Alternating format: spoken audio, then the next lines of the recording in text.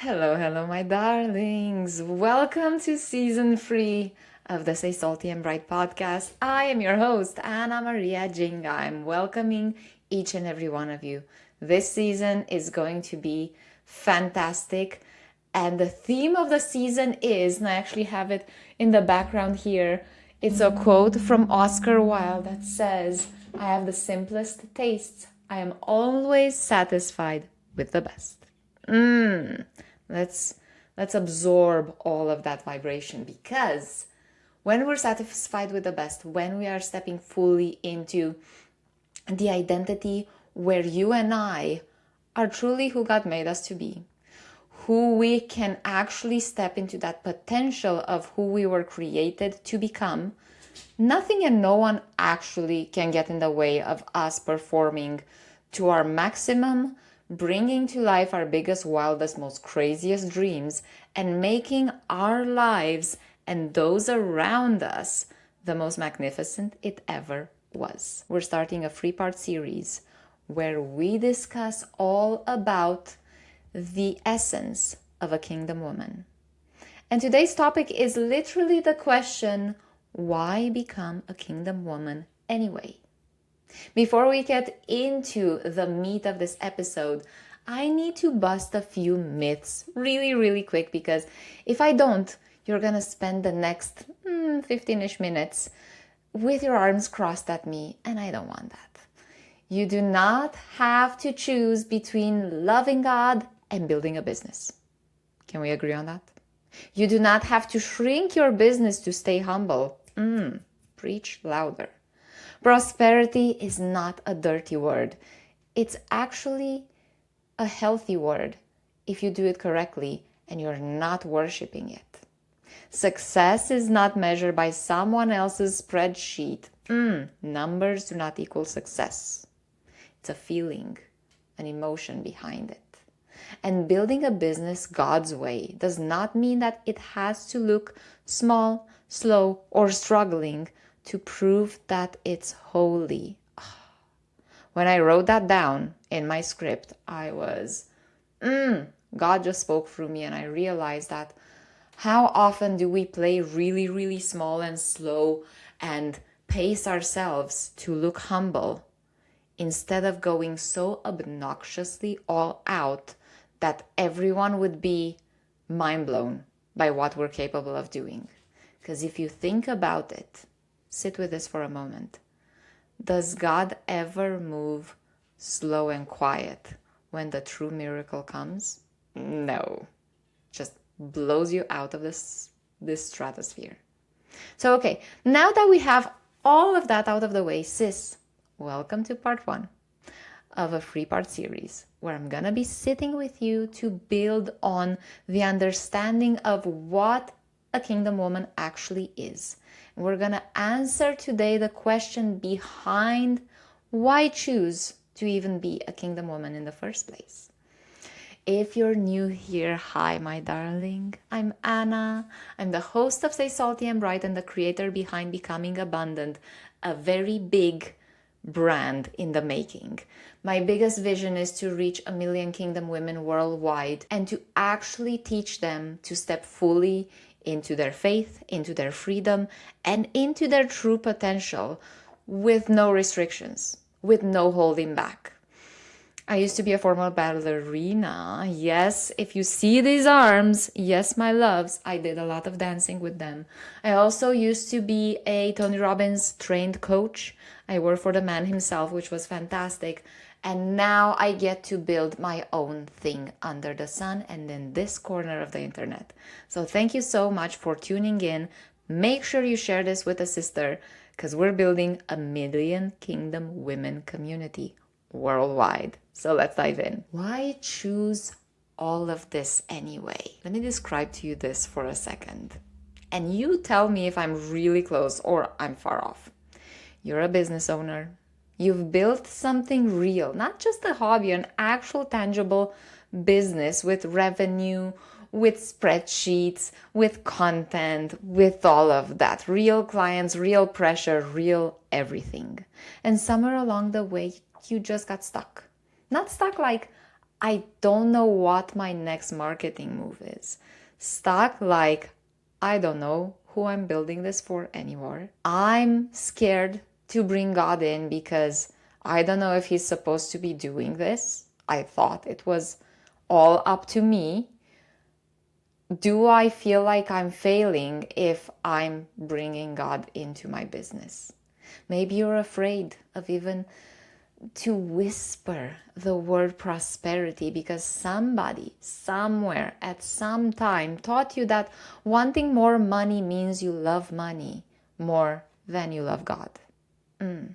So you play small, you undercharge, you feel guilty every time a sale comes in, and you feel like you shouldn't be charging anyway for what God has told you to steward for Him.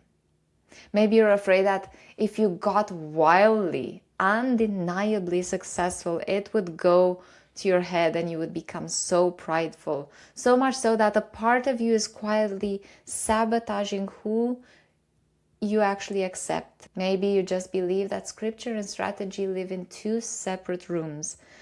That your quiet time with God, as I like to call it, my tea time with God in the morning, and your sales page cannot blend together. And if you let them touch, one of them, especially tea time, will get contaminated. Or maybe it's just simpler than that. You dreamt of work-life balance. You pictured a business that would fund your life, and somewhere along the way, everything got flipped on its head, and you've built a life around your business that's sabotaging the success and the fulfillment that you could actually experience when your business is fully aligned with who you are meant to be, not who you're struggling to be right now.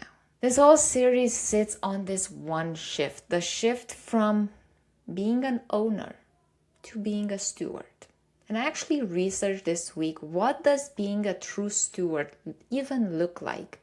And the main word that popped in my mind when I read the description was, a steward is someone who's taking care of something that was entrusted to him.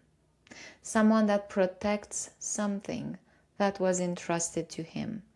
Sis, are you letting this business run you to the ground because you are not taking care of it the way it was meant to be taken care of? You're meant to steward the thing that's behind the business. The thing that, if you sit with the business, what is it actually fixing? It's bringing a solution. You're meant to steward the solution, not be a sacrifice to the systems, not overanalyze every piece of number, not feel like you're completely running yourself dry on an empty cup and on an empty, overwhelmed nervous system that isn't even able to steward anything anymore. We're not doing that anymore. That single shift changes everything, because an owner protects and controls and overthinks and overanalyzes like a helicopter mom. But a steward was entrusted with something. Her job was never to build anything from her own strength and guard it with her own fear. But the job is to manage so well what she already is capable of holding. That whole shift blew my mind the first time it actually landed for me. That reframe doesn't shrink your ambition. It removes completely the pressure from your shoulders and puts it back where it belongs. The pressure, the healthy pressure, to build something beautiful, to create something exceptional, to hold space for women to just grow and feel great as they're learning the solution that you're bringing. And this is exactly where the Bible, the Bible gets really specific on this. What it actually looks like to steward resources, money, and influence. It's in the Bible very clearly in 6 frameworks. And I'll walk you through each one of them today. So grab a notebook, grab your favorite pen, maybe a little keyboard if you are the kind that writes faster on a keyboard, and sit down so I can read with you what I've put together for us today. We are talking about 6 kingdom women and 1 parable that will align with everything, that will move you from an owner in your business to a true steward. So let's dive in. We have the Proverbs 31 woman, and this is the one that everyone loves to quote and almost nobody actually reads or understands even. She's not a homemaker with a nice attitude. She's a businesswoman.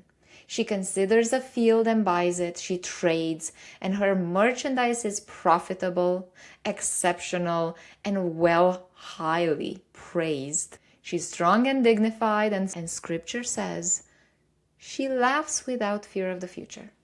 That's not a woman who apologized for ambition, not one bit. That's a woman whose strength and her faith were the same muscle. Without batting an eye, she showed up, not once doubting what her role actually was. Number 2, we have the parable of the talents, where Jesus gets almost blunt about this, and I love it so much. A master hands out resources. We have 5 talents, 2 talents, and 1. 2 of them go put that money to work and double it. The 5 turns into 10, the 2 turns into 4, and 1 of them, out of fear, emphasis on the fear, out of fear, buries it in the ground to keep it safe. And the one who played it safe is the one who gets rebuked. Why is that? Sis, how often did you play it safe and you got no results? Or you played it safe and you got really heavy experiences? Your money went nowhere. You went into debt. You played it safe so it felt okay and somewhat comfortable, because safety is comfort, and comfort turns into laziness. And laziness is a sin. I'm not talking about rest. I'm talking about laziness because it's too scary to move. But God did not give us a spirit of fear, but of power, of love, and of a sound mind. The one who got rebuked was not the one who took a risk and multiplied what they were given. Sis, you've been burying your gift because you were scared that wanting more was wrong. You were scared that wanting more meant something was wrong with you. And this parable was written specifically for you. So go read it again. Now let's go into number 3. We have the widow and Elisha's oil in 2 Kings. This is one of my favorites because it's really so practical. She's in debt, about to lose her sons, completely terrified that she's losing the one thing that feels like home to her, her 2 sons. And she goes to Elisha, which basically tells her, okay, what do you have? And she says, I have nothing but 1 small jar of oil.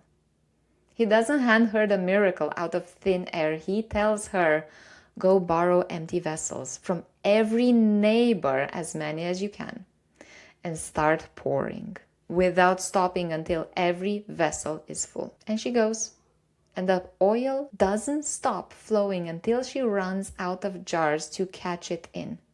Her provision was limited only by her capacity to receive, not by God's supply itself, because God is eternally abundant. How often do we doubt that we can receive enough because we fear that who are we to receive enough? That's a business principle right there, and God isn't holding out on you. Sometimes you just need more vessels. Now, number 4, we have the 10 virgins, and this is another one of my favorite ones because we have in Matthew 25, all 10 virgins are all waiting for the same bridegroom, but only 5 of them brought extra oil. When the moment finally comes, the other 5 are caught unprepared, scrambling, trying to borrow, to leverage, showing up late to their own opportunity. That's what it looks like to build a business without stewarding your inner life along the way. When you don't take care of you to have everything you need to be prepared, you might miss out on the opportunity of a lifetime because you think, I'm just gonna wing it. Sis, kingdom women do not wing it anymore. We come prepared, we come abundant, and we come just like Esther came to the king's court with 6-month preparation to be exactly who she was meant to be. Adorned, beautiful, well put together, worthy of royalty. Because that's what we learn, to be prepared and to step boldly into a space that we have accepted it's meant for us. Now, another really, really good one is the one story about Joanna from Luke 8. And she doesn't get enough airtime. If you have watched The Chosen, Joanna as a character gets a lot more emphasis because her role is actually highly important in Jesus's circle. So we have Joanna, who's married to Herod's household manager. She had real wealth, real access, real means, real money. And she used her own resources to financially support Jesus's ministry because she realized who he was. Her faith never said, I can't do this. Her faith pushed her to take care of the one who was meant to do everything for us. But what if your business is meant to grow, to be stewarded to a point where it grows so tremendously because it's meant to steward and to finance bigger visions outside of your own? Her wealth was her ministry. And she wasn't asked to give away her business or pretend she didn't have money. She funded the kingdom from a position of financial strength. That right there is a true kingdom woman, stepping fully into what God has planted in each and every one of us. God said, you are here to multiply, to be fruitful.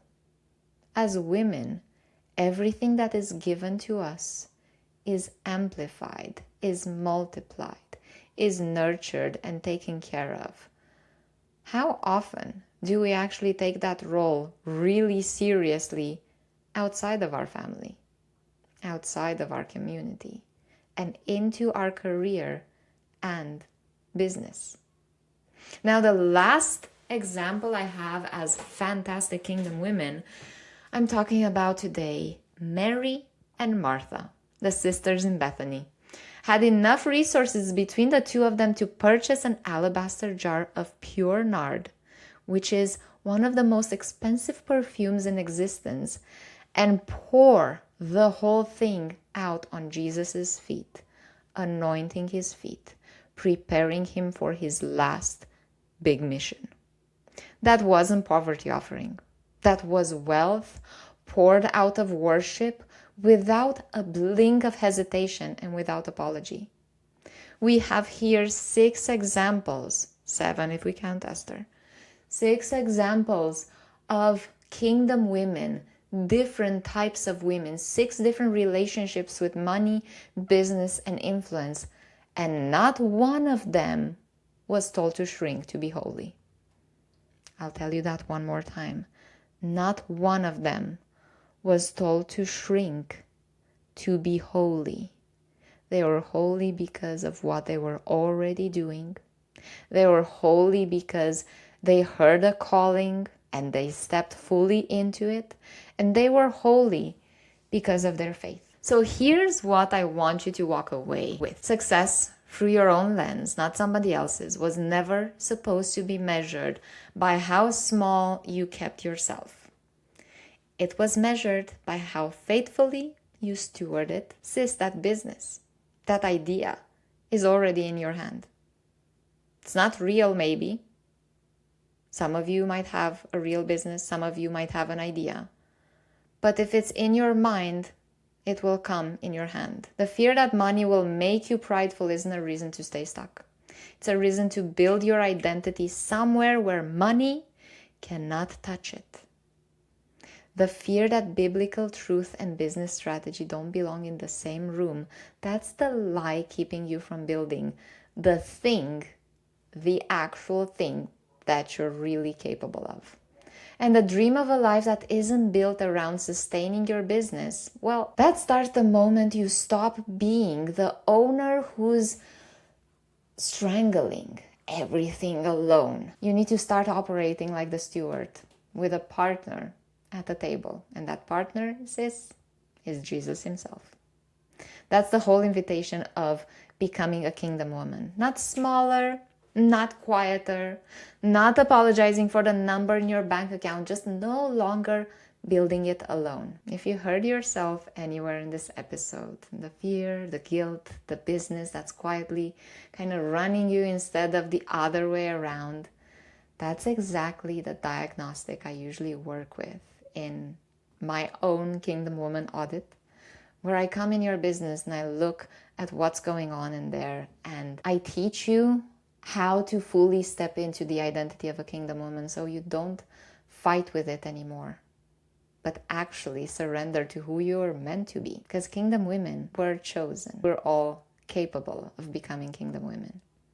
It's just a matter of choice. Are you ready to accept that you are already chosen, sis? Next episode, we're going deeper into what's actually costing you to keep building this alone. And I'm really excited to dive even deeper into understanding why it's really important to step into kingdom womanhood in your business and in your lifestyle.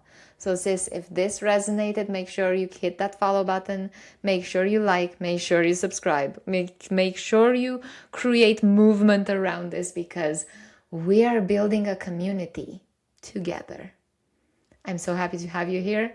I'm excited to see you in the next one. And my love, comment below your biggest takeaway of today. I'll catch you in the next one. And remember, stay salty and bright.